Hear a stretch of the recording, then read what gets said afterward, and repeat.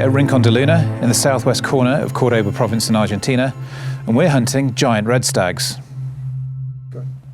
The red stags here at Rincon de Luna are truly magnificent, and they got that way because they don't make it easy to hunt. They're in the most challenging environment, deep in the mountains, using rocky crevasses and ravines to shield themselves from the potential threat of a hunter. They know these mountains intimately, and as soon as any sign of danger, they disappear into a crack, a crevice, a ravine, and you'll never see them again. The morning started, as they usually do here at Rincon de Luna, very early.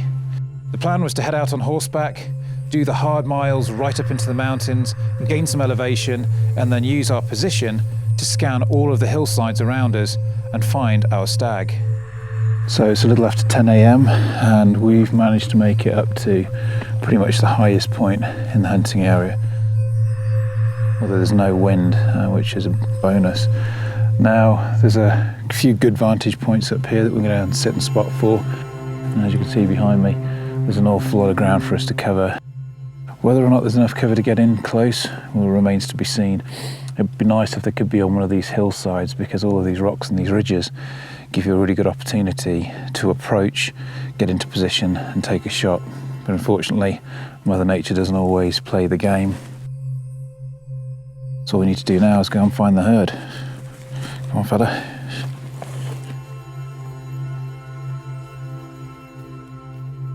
It's great for me as a rider, knowing that my horses, they're very adept at traversing this rocky terrain. They look after you as well as themselves. You've got to be a little bit patient with them from time to time, because they know when it's dangerous, and making them go that little bit too fast could be a disaster. Trekking into the mountains is hard enough, but when Mother Nature is throwing all of her arsenal against you, it really does sap your strength. You've got to dig down deep and persevere and commit yourself to the hunt.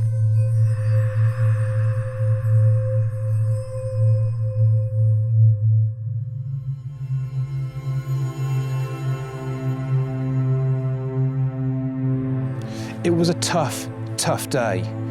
We put a lot of time, effort and energy into the mountain, and we scanned lots of ridges, lots of valleys and lots of slopes, but we just didn't find the stag we were looking for. We're looking for a particular type of stag, one that's past breeding age or at the very end of his tenure, something that is perfect to take out to let the younger generation of stags come through and repopulate the gene pool. But after all those hours in the mountains, the sun started to fall in the sky, and it was time to start making our way back. From the furthest expanse of the estate, it can take 4 or 5 hours sometimes to return on horseback, and here is not a place that you want to get caught out after dark.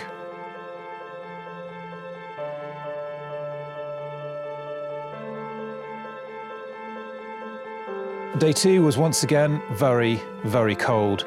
Another early start, but this time we're going to look at a different part of the estate. The weather was so cold that it was likely that most of the deer would have just hunkered down for the evening and wouldn't have moved too much. That means that looking over the land that we covered the previous day wasn't really a good option. We needed to go to fresh ground.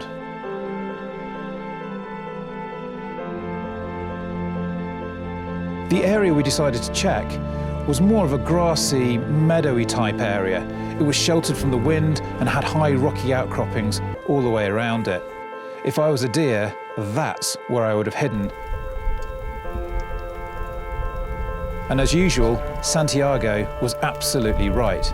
He just knew, with the conditions, where the deer would be. As we came over the ridge, the place was teeming with red hinds. But not just red hinds, there were 8 or 9 decent-sized red stags in there as well. We had to be very careful about how we made our approach. That's a lot of eyes and ears to pick up sight and sound.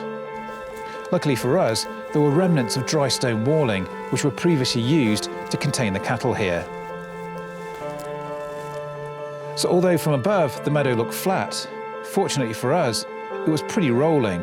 3 or 4 tall ridges gave us the opportunity of traversing, glassing, and then going into the valley, coming back up the other side, and then just seeing what we could spot. The grass was pretty tall in this area, which also gave us a little bit extra cover.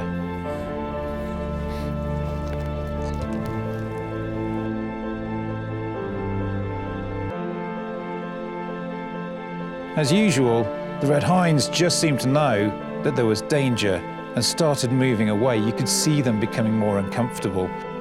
We got to the final ridge before the valley below us turned into a flat, and we saw lots and lots of red stags, all different ages, 2, 3, 4 years old, right up to some very old, magnificent 12, 13-year-old animals.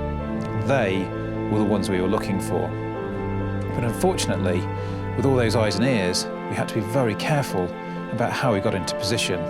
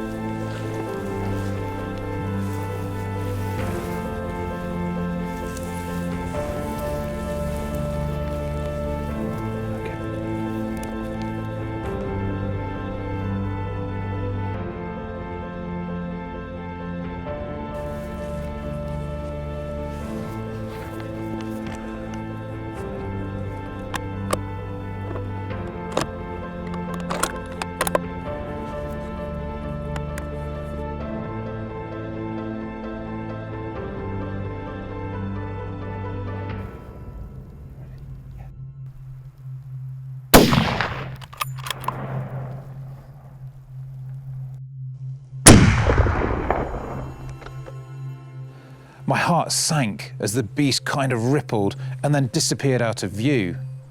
Had I made the good shot? Had it been where it needed to be? Doubt immediately started clouding my mind, and I thought, this could be a tough day.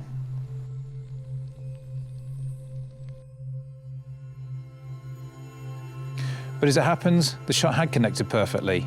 It was just a huge bodied animal. Just a few seconds, but enough to get my heart racing.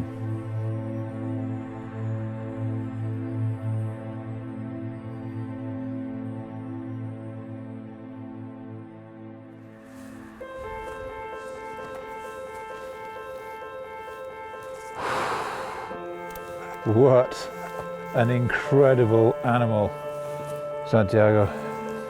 Gracias, amigo. Oh my Lord, this is a stag of a lifetime.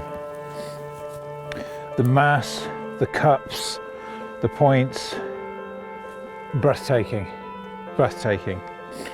What is it? 1, 2, 3, 4, 5, 6, 7, 8, 9, 10, 11, 12, 13, 14, 15, 16, 17, 18, 19, 20. That's incredible.